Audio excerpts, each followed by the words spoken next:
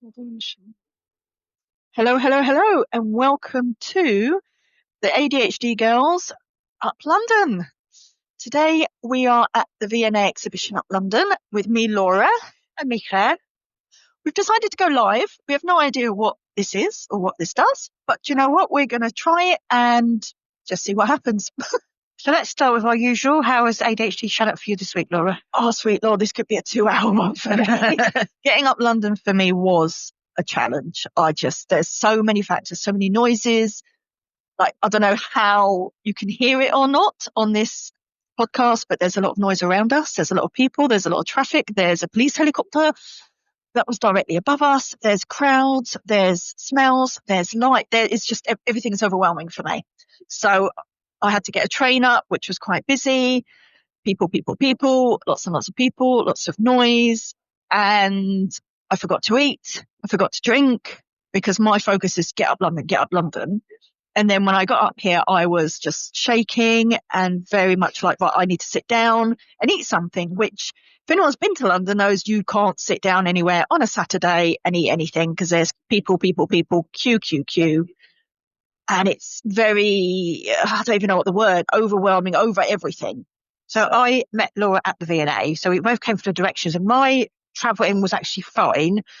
But like Laura, I needed to eat. So we both were like, right, I need to eat. So we both just ate separately because we knew that and I'm really proud that we did actually, because we both just went, right, this is what I need right now. Sit down, a drink and something to eat. So that's really positive because we recognise those. We recognise those internal cues. Because I was just saying to you, Laura, that earlier in the week, I didn't recognise I was hungry until I got severe stomachache. And I was like, why do I feel really sick? And I was like, oh, I haven't eaten. So that's really good that we have, we can both each other. We're very able to say, I've got to eat now. And no one's going to get upset. It's like, just do what you need to do and meet when you've calmed your nervous system slightly after. So for me, I didn't have a bad journey in, but I've just had walked a lot of steps today, and I knew that the V&A was going to be quite overstimulating because of people. And there's so much to see here. I don't know if you guys have been, but it's amazing. There are sections on textiles, on costumes, on sculpture, on Buddhism. Oh God, everything. There's so much here, isn't there? Yeah, this is it. When you come around, my brain straight goes, I want to see, I want to touch. And earlier on, we were asking about where certain exhibits are. And I was like, well, could you touch it? Because for me, I'm very like... We want to tactile, don't we? We want to touch things. So the Disability and Design exhibition that we went to, so my thoughts were, as soon as I came in to the V&A, I still had my drink with me. And someone came up and were like, oh, sorry, you can't have that. You need to drink that before you go in. And to me, that's fine. Like, I get it. There's boundaries, there's rules. That's absolutely fine. But it was the way the person spoke to me was very respectful, very nice, and there was no pressure. Oh my God, you've done something wrong. It was just, you can't do that in here. Just wait to the side and you can drink it. So I was like, oh, perfect. And I didn't have any stress. So straight away, I wasn't made to feel like, oh God, I'm doing something wrong, or well, you shouldn't be, because I find some places you go into, there's a very kind of bouncery, strict, like, oh my God, you're doing something wrong. How dare you? And straight away for me, I then get stressed. Contraband. You're doing it. How dare you bring lip salve into a museum? It's contraband. Which happened to me in Germany, I have to say, and I was really annoyed about because they were quite unpleasant about it. Anyway, but here they've been really friendly. They've been very good. So that was a positive straight away of, okay, that's great. The exhibit is quite small, but we were saying that's a good thing. That. I really like, because we're both saying you can spend so long traipsing around and it's very tiring. And fortunately, I'm pleased to say it was quite small. I would say it was perfectly big enough. Yes. So one of my favourite bits about it was there was this couch, and it was kind of like giving you sort of that sensory hug because you could lie on it, and then it's got two sections which sort of envelop you. I can't really explain it very well, but it's like a red chaise lounge and you get on it, and then it kind of gives you that sensory pressure, which some people like, helps calm their nervous system. Yeah, gravity blanket. I think it's kind of like a gravity blanket in sofa form. Yeah. Of that feeling of kind of you're safe. I don't know. Yeah, definitely. Some people need that pressure. Some people don't like the pressure. It's entirely individual. But yeah, I like the idea of that. And I also liked, there was a section about people who have hearing loss going to clubs and listening to music. and there's this vest you could wear, and instead of actually hearing the music, it was coming through as like vibrations, and you can press it, which is really great. There's lots of tactile things you can do in this exhibition, and you can press this vest and it is vibrating the music through you. It's a really interesting sensory experience. It's like you can still feel the music even if you can't hear it, and I really like that, because sometimes music is just too much. It's a different way of listening, like hearing, not hearing, but experiencing it, aren't you? So that was really interesting. What about you? Was there any particular called of you? There was lots of places to sit down. Yes, which for me was really helpful, because when you normally go to a museum, it's just lots of exhibition and everything is so focused on look at this. They're not looking for me after you of, oh, some people, I struggle to walk a lot. So for me to sit down, I'm straight away enjoying whatever I'm doing more, because I know I've got that comfort in at any point I can just sit down. Yeah, definitely. And it was a welcome, because it was said, we do have space for you to sit down and lounge and feel things. And afterwards we went to a Buddhist exhibition. We both were like, I can't cope with this. There's too much text. And it wasn't well laid out. And it was just immediately like, no, I can't take this in. No, well, it was one room. And then at the top of the text for the Buddhism one, it said, oh, there's also exhibits for this Buddhism on this floor, on that floor, and this. And I'm like, why can't you just have it all in one place? Because the designer disability one was all in one place. Yeah. It was well laid out. You just kind of walk around. Everything was, there was lots of space. Yeah. Everything was clear. Yeah. Everything was very well.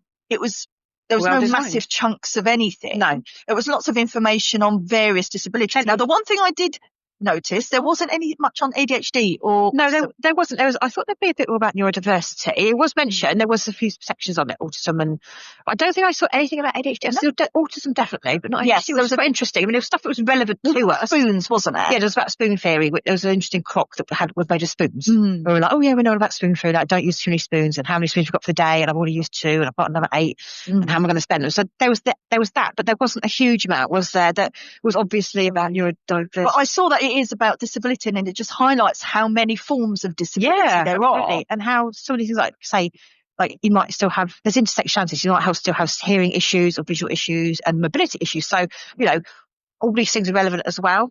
It's not one. You're not necessarily a member of one classification. You could be multiple. So it was really interesting. It's definitely food for thought. It's like, why can't the whole world, the whole society be designed just for everybody's inclusion? Yes, I think it benefits everybody, doesn't it? Like, I mean, there was like assistive cutlery and stuff like that, and like everyone. I think a lot of people would benefit from that, disabled or not. Well, this is it. I think disability, people have this thing of, well, you can't do something. But from my experience, I think if you have something for someone with a disability, that doesn't stop someone who isn't disabled from using it. Absolutely. Like, there was a thing about stairs. I was reading about that. There was an exhibition, I think, somewhere in America, and they had like so many stairs. So it was inaccessible to a lot of people. So they highlighted that. But if you don't have stairs, everyone can use it. Well, if you have stairs, only some people can use it. Because, if you have stairs, people who have pushchairs, people who have lots of shopping, people are just tired. All sorts of reasons. It's not just people with a physical disability that need to have a level ground. Yes, that's a good, exactly. I think it's things like that where it just highlights that. Is it about disability or, the design behind our world? It is shifting. And it's shifting in the right way, but it's a shame that there has to be such a big thing about, you have to be, disability, where I think it's just about inclusion. It's just about, well, let's be smart about this on how we design something so that it's accessible to the vast majority of people. I mean, I got the Elizabeth line here, part of the journey, and it was fantastic because it was really spacious carriage. The seats were laid out in a way that I like, because I really hate Southeastern trains. The way some of them, the carriages, I have to use them quite a lot. Some of them are set up and it's so tight and it's so squashed. But Elizabeth line was really, obviously that's the latest line, so it's obviously the most up-to-date design. But, Southeastern, we're using really old train stock, so it's not very well designed. But I did notice there was no toilets on Elizabeth line, which I think is really, really poor. Because it's going a long distance. It's going all the way to Reading, I think, from, you wouldn't get that on a long distance train. They would also have toilets. So that is one thing I did notice. There may have been toilets I hadn't seen, but I certainly couldn't see any. And I think that's, again, excluding a lot of people. It is. And for me, I think I came in at Bromley South Station, and it's very crowded. It's very small, but to me, it is quite basic. But again, there's stairs. Yeah. It's not, when it's very crowded, it can get very shovey, pushy. And for me, it was more, it was both a physical and mental kind of push of coming up here. Now that I'm up here and we've had a bit of time to sit down, eat something and settle in, I'm okay. But we've had to come outside because we did use, I mean, the V&A have got a beautiful cafe. Oh, it's stunning. Absolutely stunning. Rooms are great. But it feels like for me being in a bumblebee hive. It's very buzzy. Are there angry bees in there that are going to sting you, or? It's just the noise. It just feels overwhelming. My brain feels very, like, I can hear every conversation at once. And also, like, things like there's no sound dampening. So there's every sound of chair leg on floor is very loud. The tables are very close together. At one point, I was sandwiched between two conversations, and I was like, this is so overwhelming. And Laura asked me a question. I just remember like staring in his face. I was like, I know she's talking to you, but brain has gone, no, there's too much going on. So that is a big bugbear of mine when you go to places, and it's just the noise. It's acoustics, isn't it? Acoustics is appalling, yeah. It seems to be the noise was bouncing off the walls. Yeah. Back into the room. Well, I know that from, I was reading something about room design and things. There are ways you can design a room where the walls absorb the noise. Isn't it if you have like curved walls or something, maybe? Something like that. And as well, the materials in wood and things. And damping, isn't it? So whoever designed that, I mean, it's stunning, isn't it? Stunning. And it's obviously like so over 100 years old, I'm saying. It's beautiful. Absolutely gorgeous. But you go in there and it's trying to find a spot. So if you have noise sensitivity, I don't recommend you go there at lunchtime. It's a lot. It's, even I was just like, I want to experience, I want to sit in there and enjoy and have chat. But I enjoyed sitting and looking around, but I was just overwhelmed. The noise really, it sounds like, when you're in the car and you're looking for somewhere, you're looking for an address or you're looking somewhere to park, and you have to turn the radio down to see, and you're like, but I can see, I'm just, my brain can't focus on, yes, exactly. My brain needs to focus on one thing. And I found in the cafe, my brain was like, this is so pretty, but it's overwhelming and I need to drink and. Yeah. So I think we're going to head back in a bit because it's very cold out here, and we're going to just see where it takes our fancy. Like, I really want to go and have a look at some textiles. And we did ask a guide if we could touch the textiles. He's like, I think you can touch the costumes. So we're going to have a look at them. I want to have a look at some knitting, if there's any knitting items, because I do like to knit in my spare time, get some inspiration. And we're going to maybe try again and look at the Buddhism. If you can find a different room. Various different places of it. It's just, the scattering of it just stresses me out. But I highly recommend like you have breaks when you come here, because it is a lot. And we're going to be a bit focused, try and focus on a couple of sections and not overdo it. Yes. I mean, there's slopes. So it's accessible for everyone, which I quite like. It's very flat. It's accessible to everyone. It is a big space, but obviously it's London on a Saturday. It's very, very busy. And I think, we're just a bit struggling. We'll see how we feel. We'll see how it goes. See how it goes. But yes. It's been nice to do a live chat with you today. We'll see how this goes. And we do have a Facebook page. Yes. For the ADHD Girls podcast. And Claire will be writing a blog. About today's experience. We're going to have some photos and maybe go into like different details about our experience up here.